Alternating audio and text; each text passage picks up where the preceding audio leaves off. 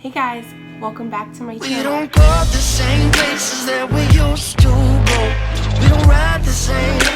Hello my friends, welcome to a repotting video. We haven't done one of these in a while, so I thought we could do kind of like a sit down chatty repot, and I could just share a little bit of an interesting story about how I acquired my very first houseplant.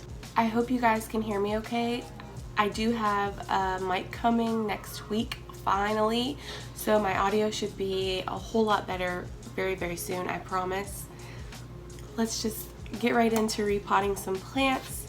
So I have my soil mix here. This is just a very chunky, barky mix with a lot of perlite, charcoal, a little bit of worm castings, all that good stuff.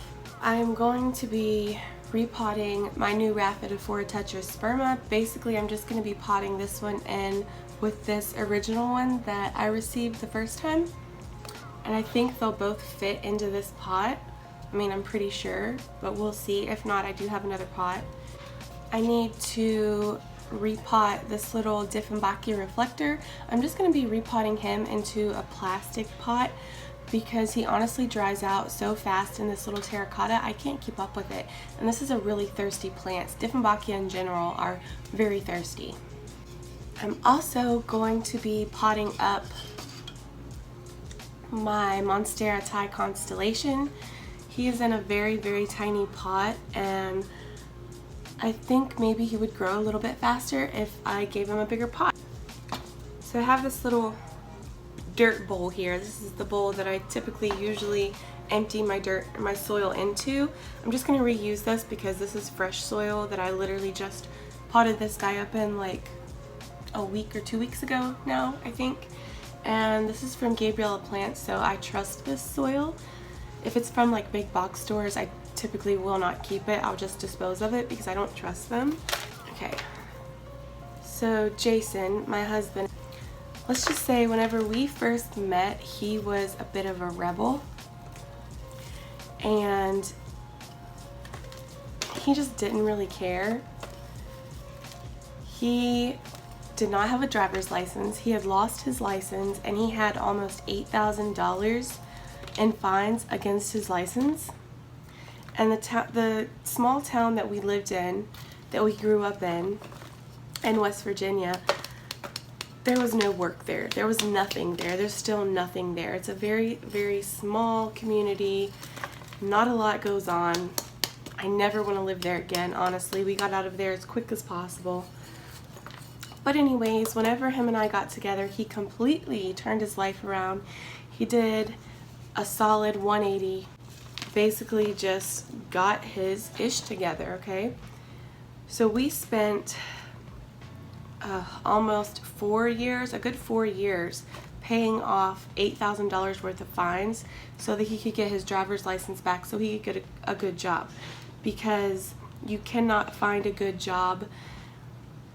Basically, even with a driver's license, it's difficult to get a good job in West Virginia, but without one, it's impossible. So we got married. We found out we were expecting our first child, our son. We were so excited, and we moved about 2 hours away from our hometown to a little bit of a bigger town. It was still kind of small town, but it was a little bit bigger. He was able to get a decent job before we paid off his license. I mean, it wasn't a great job. He was a manager at a restaurant, but he was getting a lot of hours, and he was making some pretty decent money, enough to survive anyway. So we continued paying on those fines. Basically every year our taxes went to those fines, and we finally got his driver's license back. So I mentioned in our Q&A that I was a fan of MGK, Machine Gun Kelly. My husband and I both are, and we hadn't done anything at all since we had our son, and he was almost 1.5 years at this point. So we decided to go to a music festival. It's like a 3-day music festival called EST Fest that Machine Gun Kelly holds in Ohio. And it was a blast. We had the time of our life. while we were there, we actually met this other couple, and we hit it off with them. And after coming back from the festival, they ended up coming to West Virginia and staying at our house, and we went to their house a couple different times and hung out, had a good time. They were from Ohio as well. They were from Cincinnati, and it was too good to be true. Do you know what I mean? These people were. They like to brag a lot. They like to talk about everything that they had. They were our age. They had one child, same as us, and she was a year older than our son. And from the moment we met these people, they were begging us to move in with them. They were begging us to come to Ohio, leave everything we had, and move in the upstairs of their house. And they promised that they could get Jason a better job. And, you know, as soon as we got on our feet, we could move out and get our own place there, whatever. I was totally against it. I enjoyed hanging out with them. We had a good time when we would visit, but I just had this gut feeling. I've always been a really intuitive person, and I'm really good at reading people, I guess you could say. And I tried and tried and tried to tell Jason this was not a good idea. If we moved there, it would totally ruin our friendship with them. And I didn't feel like they had the best intentions. But he was set on it. He really was tired of working the restaurant scene. He had his license back, and he wanted a good paying job. He wanted a better life. And I did too, so I agreed. The plan was we would move there, we would save up all of the money that we made and get our own place immediately, because I hate living with people. Aside from the gut feeling I had from this couple, I am not the type of person that can live with other people. Like, I can live with my husband and my kids just fine. But, oh, this guy is done. He looks cute. So cute.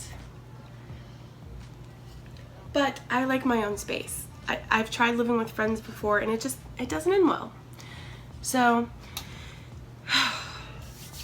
we did it.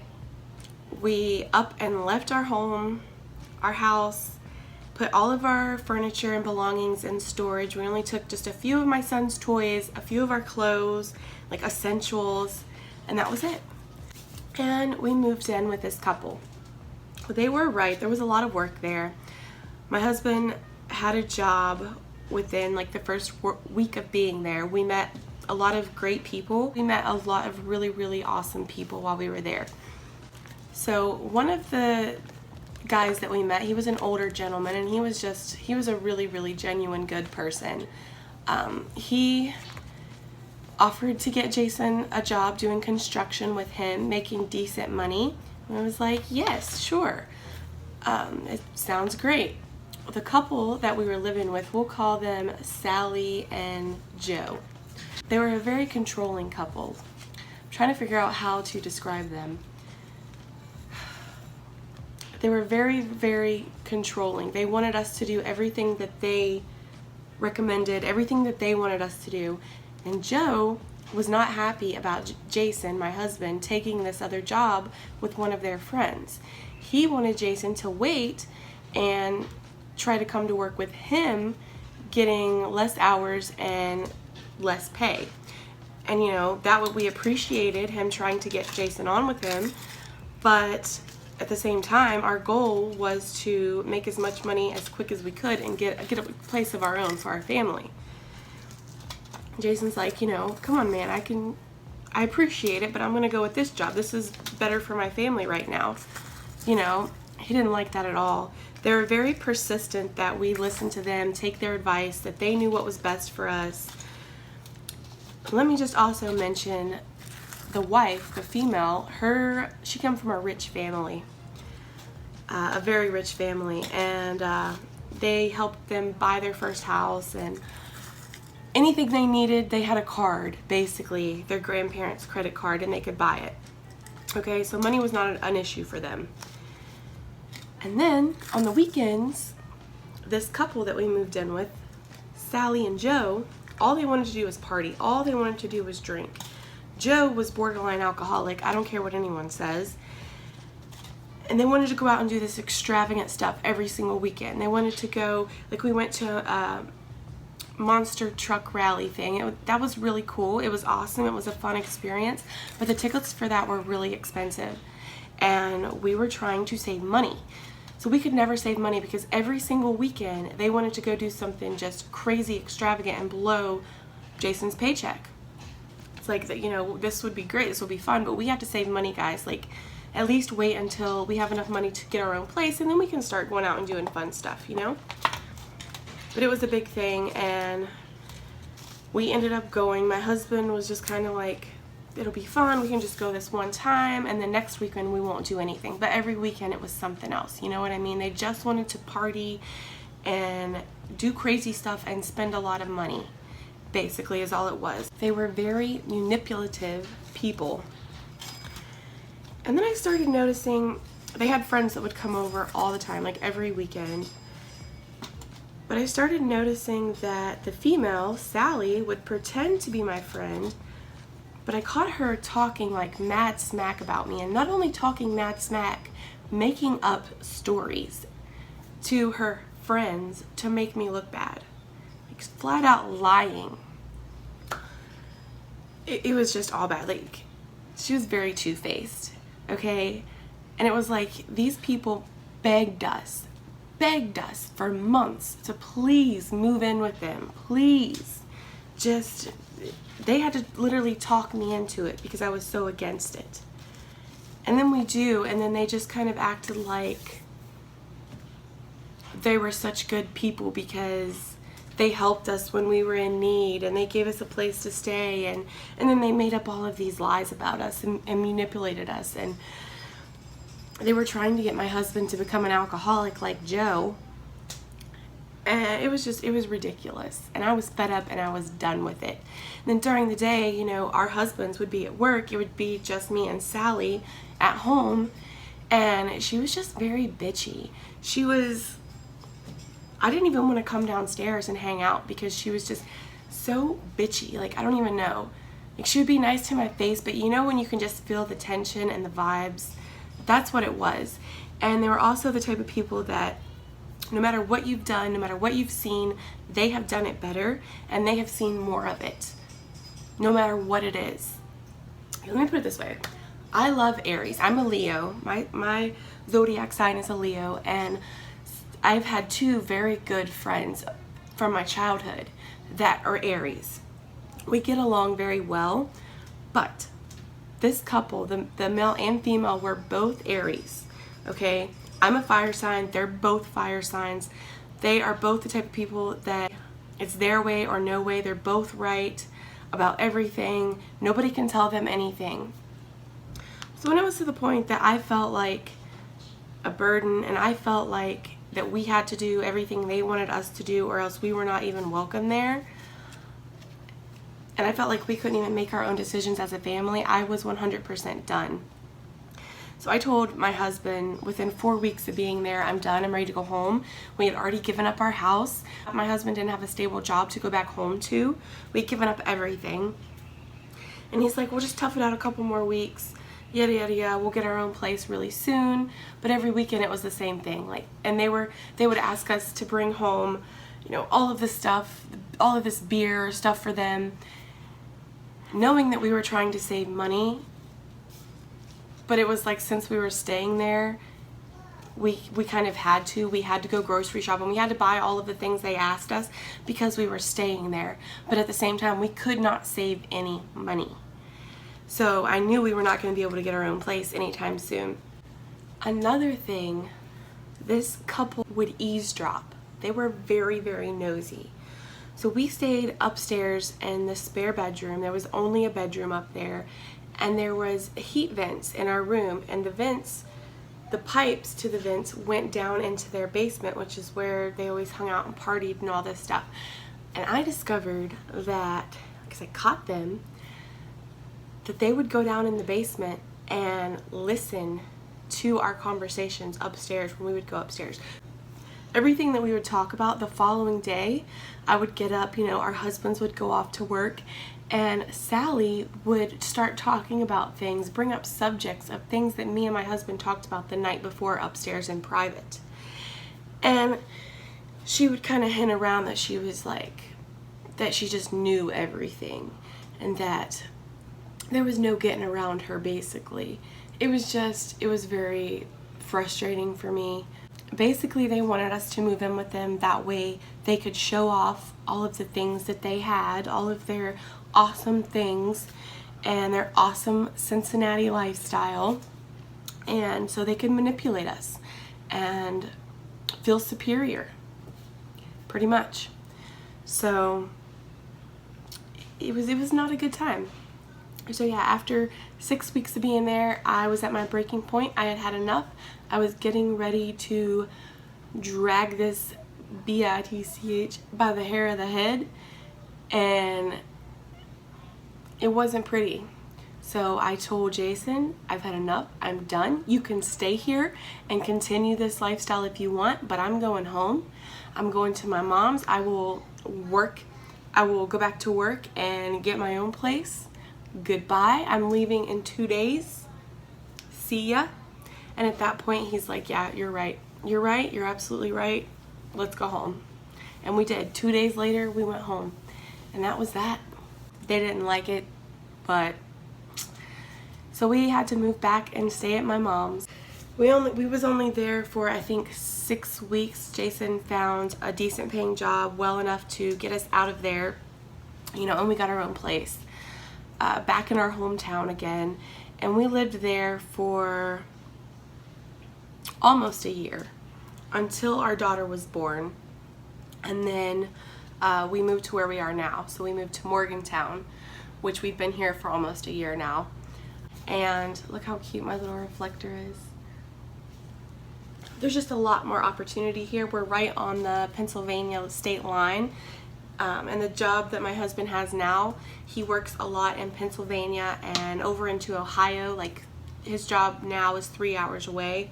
Anyways, while we were actually in Ohio, when we first moved up there with this couple, her and I went to a Lowe's to get something that she needed. And there was this little shelf of succulents. And I've had succulents before. I grew up with plants. My mom had plants, even though she never really was great at taking care of them. She never really had a whole lot of interest in them. She did have plants while I was growing up, and I've always loved nature. I've always loved plants, and I had houseplants when I was a kid even. I had little succulents that I would try my darndest to keep up in my bedroom. Remember, my grandma got me this cute little succulent one time. And I had it for probably 6 months or so before I killed it. I had this one small window that didn't get a lot of light, and I was a kid, you know. I did not water my plants like I should have, so I never had many very long, but I did have succulents several times growing up. And even as an adult, I've tried to keep them.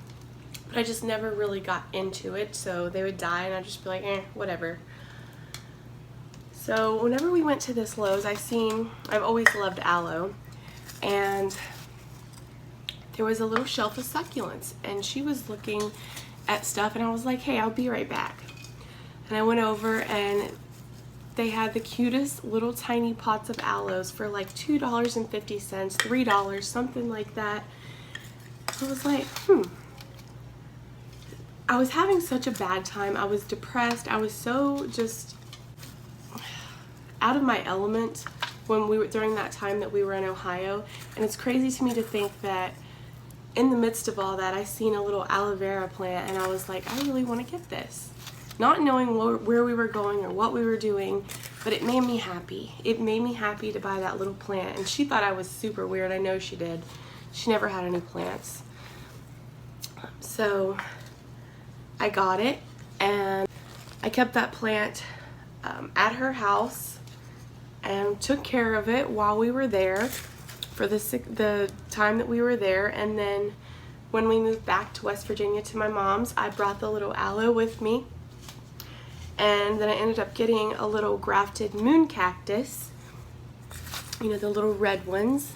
So I had an aloe and a little moon cactus, and I took them with us when we moved out of my mom's into our home in our hometown that we lived in when my daughter was born. And yeah, it just kind of all spiraled from there. I realized I had kept my aloe alive for quite a while, and the little moon cactus was doing well, and I just started getting more and more plants. They moved from place to place with me, and then whenever we moved here a year ago, I already had a nice little start, nice little collection, and that's when I started getting into the more rare plants, just this past year. So that's when I started getting into the philodendron, and I discovered that you could order plants online. Yeah, that was a whole different ball game.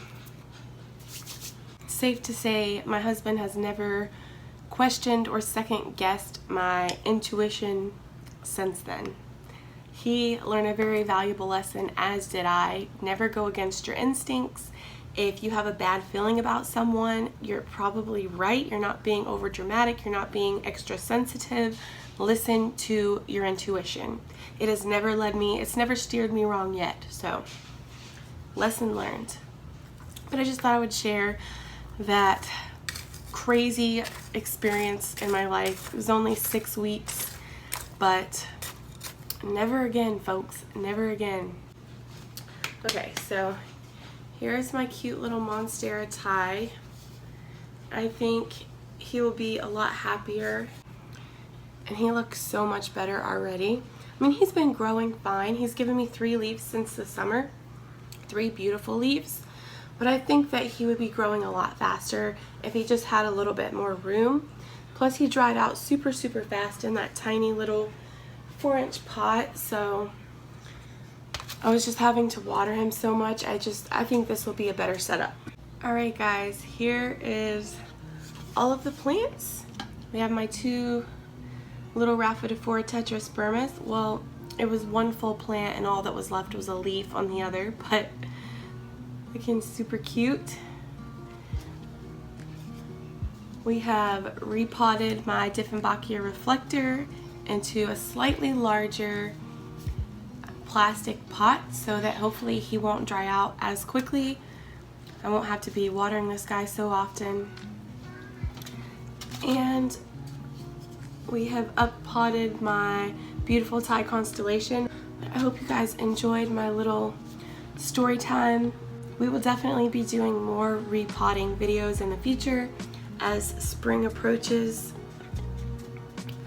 Thank you guys for hanging out while we repotted these plants. I will see you all in my next video.